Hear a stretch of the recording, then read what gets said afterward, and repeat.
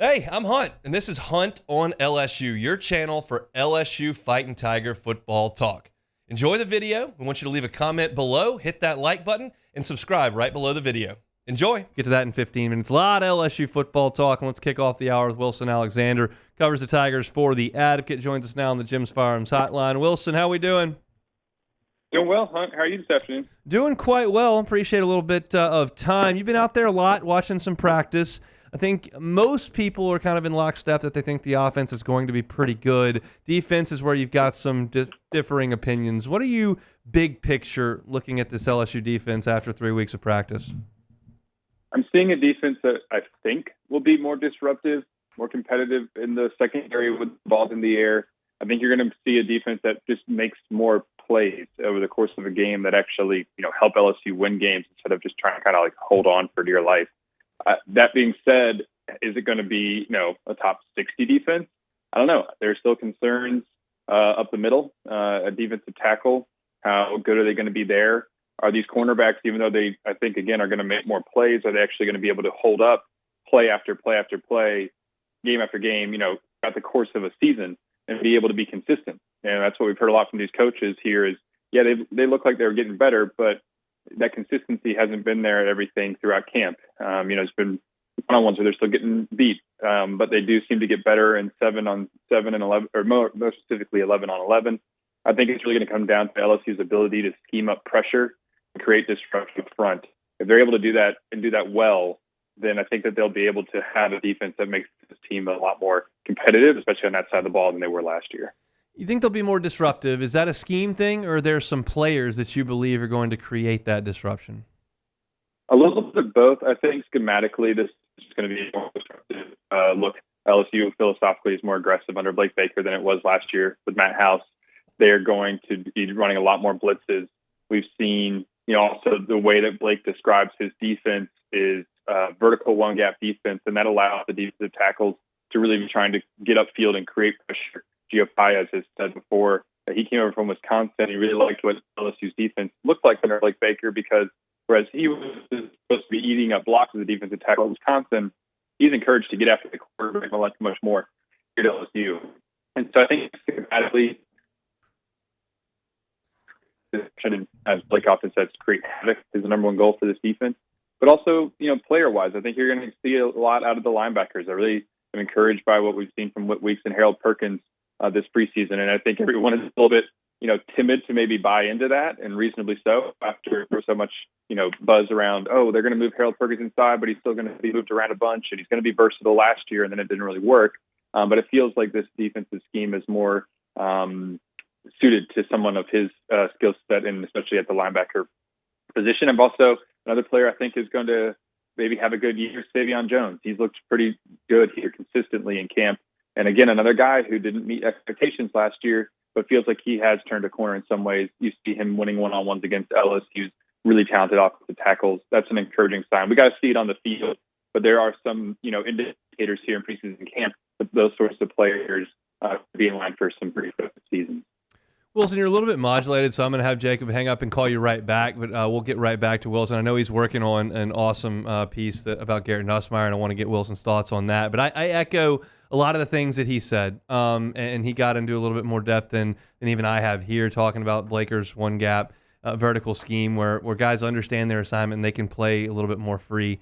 I'll never know exactly how much LSU was thinking and how timid they were playing last year. I can't put myself in those guys' shoes, but I do think that you'll be able to see a more aggressive group, and that should manifest itself. I'm still concerned with where LSU is on defense. I'm not going to hide that, and I've been pretty outspoken about it. But I do think there's a good possibility they play a little bit freer and a little bit faster under Blake Baker. Wilson, let's flip to the offensive side of the ball. I know you're spending some time working on a piece about LSU's new starting quarterback, Garrett Nussmeier. What are you looking to unearth about the first-year starter here? Sorry, repeat that one more time for me, please. What are you looking to unearth about Garrett Nussmeier as a first-year starter with this piece that you're working on?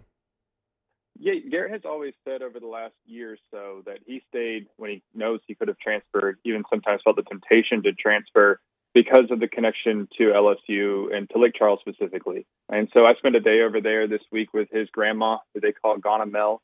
and she was a very nice lady, taking me around to their family in Lackawanna in Iowa. On his mom's side there, they've been in Lake Charles since the 1880s, or not Lake Charles, excuse me, Cameron Parish since the 1880s, and ended up kind of moving up to Lake Charles and over to Iowa.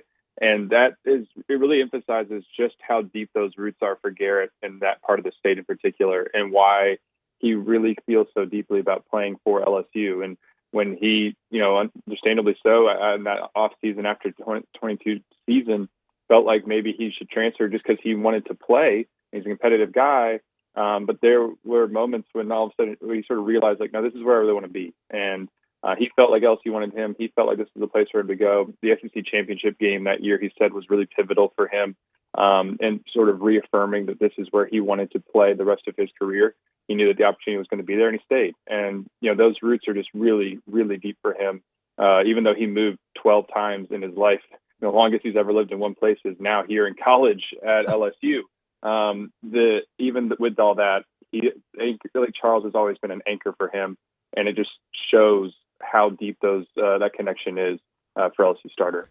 That's incredible stuff, and something that I just can't relate to at all. I lived in Shreveport for 18 years, and now I've lived in Baton Rouge for 18 years. There's been nothing in between, so that's a fascinating story, and I can't wait to read that. I'm curious, what's your read is on how important the bowl game was for not only Garrett, although it was, and then also for Joe Sloan, who got an opportunity to kind of take the reins there with Cortez Hankton as Mike Denbrock had moved on. How big was that at the end of last year for this team as they move into 24? Garrett said that for him it was kind of a first full circle moment where, at some points in his career, things weren't going well. He referenced the Southern game and just how sort of devastating that was for him to play the way that he did.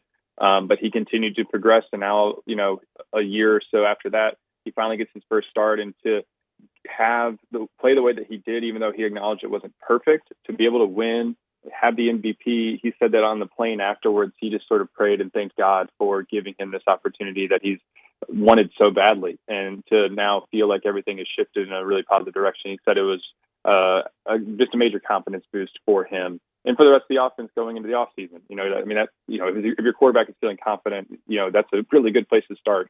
And same kind of thing for Joe Sloan.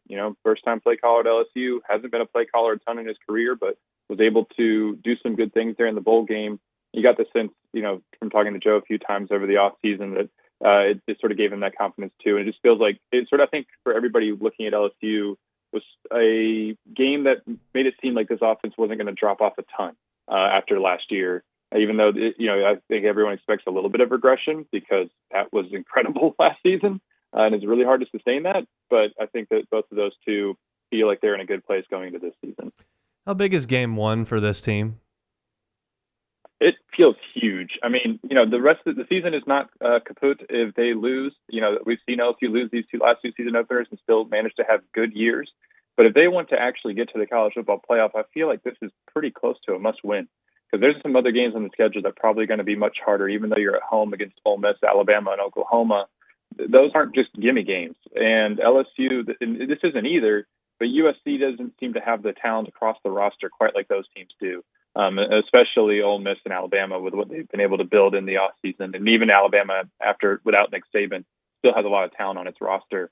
And so it feels like LSU needs to be able to win this game if it's going to have a chance of going 10-2 and making it into the playoff, and just to win the opener, for the first time since 2019. It's just sort of psychologically, I think it would help this team out a good bit to, start the season with a positive note instead of feeling like you're playing catch up a little bit.